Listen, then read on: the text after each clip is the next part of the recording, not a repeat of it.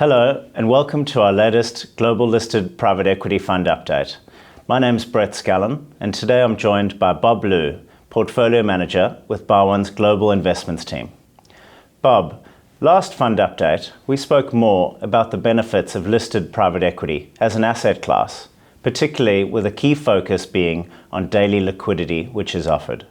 Today, are you able to give our viewers a quick recap of the recent performance of the fund and talk through the main contributors and detractors to performance? As we're all aware, global equities have had a tough start to the year, declining by around 20%. We've been here before. The fund's navigated through periods of volatility in its 15-year history. Pleasingly, the fund's 10-year return to 30th June stands at 12.8% per annum. The biggest detractor to performance recently have been the alternative asset managers, the likes of KKR, Blackstone, and Intermediate Capital Group. Recent market volatility is likely to cause fundraising cycles to be extended and deal activity to slow. However, longer term, they remain very resilient businesses. Alternative asset managers have very stable and growing management fee revenues. These are charged on committed capital that's locked up for 10 years or more. We also believe they'll continue to benefit from the structural shift to higher portfolio allocations to alternative assets. The best performers in the fund have been the listed private debt funds. These are listed credit funds which provide loans, typically funding the private equity buyouts. They're more defensive as the loans have a senior secured capital position and are predominantly floating rate instruments, providing protection against rising rates. Okay, thanks Bob. As we know, inflation is high and rates are on the rise. Can you please talk us through how the portfolio is impacted by high inflation and interest rates? The first impact everyone's felt is through asset pricing, and particularly in high growth and longer duration assets. Listed private equity stocks now trade at very wide discounts to net asset value. At the underlying company level, Q1 revenue and earnings continue to show strong, positive, but moderating growth. All businesses are currently affected by labour shortages, rising wages, and energy prices.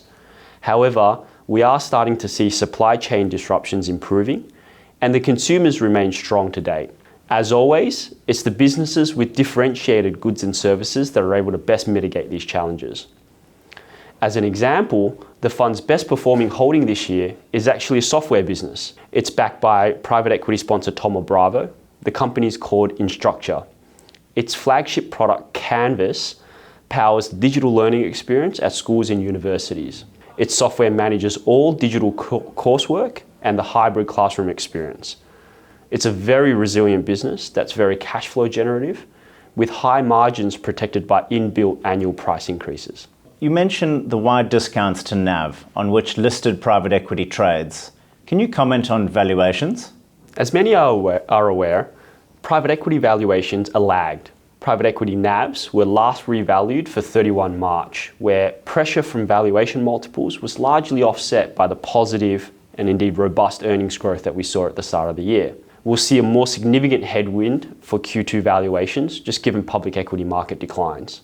The listed private equity sector now trades on an average discount to net asset value of over 35%, the widest it's been, excluding the brief COVID period drawdown in 2020, but the widest it's been since 2013. To put NAV declines in a historical context, through the GFC, private equity NAVs fell around 25 to 30% from 2007 to the bottom in March 2009. We think current levels are pricing in a lot of bad news and offer a high margin of safety today. Okay, good to know. Now talk me through how the fund is positioned today. Where are the risks and the opportunities you're seeing? Today, we're really focused on balance sheet liquidity.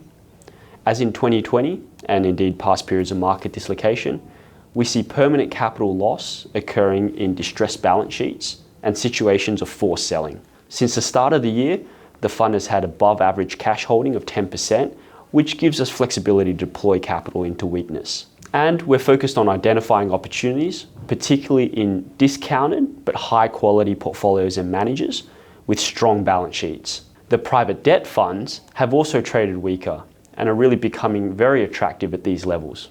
Thanks Bob for joining us today. The Barwon Global Listed Private Equity Fund is daily priced with daily applications and daily redemptions. Investors can apply directly by getting in touch with the distribution team. or alternatively, the fund is available on all major platforms. If you'd like to discuss the fund in more detail, please don't hesitate to get in touch with the distribution team here at Barwon. Thank you.